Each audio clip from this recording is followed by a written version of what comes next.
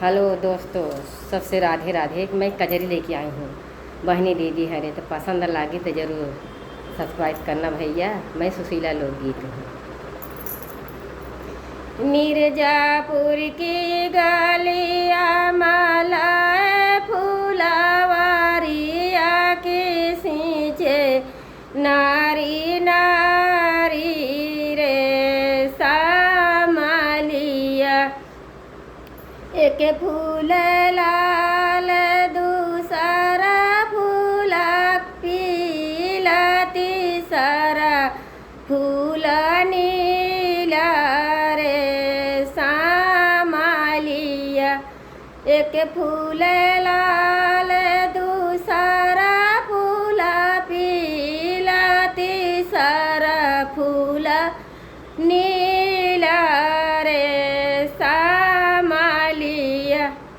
ओ तीन फूलवा गाछाए गले हरवा गाछाए गले हरवा के करे गले डाली रे सामलिया। सासु गले डाले ससुर गले डाले रे सामलिया।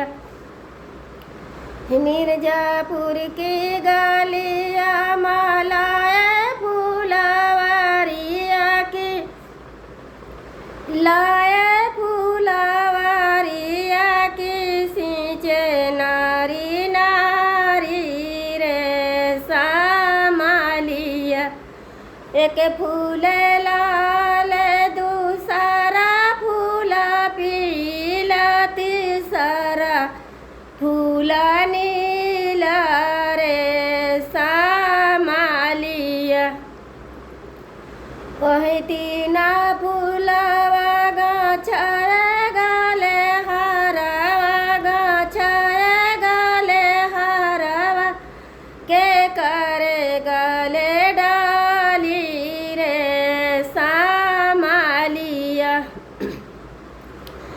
जेठ गले डाले जेठनिया गले डाले रे सामलिया। जेठनिया गले डाले रे सामलिया। मिर्जापुर की गलिया मालाए फूलवारिया की सींचे नारी नारी रे सामलिया। एक फूल लाल दूसरा फूल पीला तीसरा फूल नीला रे सामलिया। ओई तीन फूलवा गाछाए गले हरवा के करे गले डाली रे सामलिया। तीन फूलवा गाछाए गले हरवा के करे गले डाली रे सामलिया। ननद गले डाले देवरा गले डाले रे सामलिया।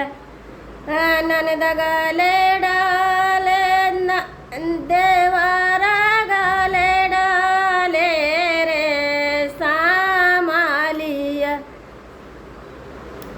मिर्जापुर की गलिया मालाए फूलवारिया की सींचे नारी नारी रे सामलिया। एक फूल ला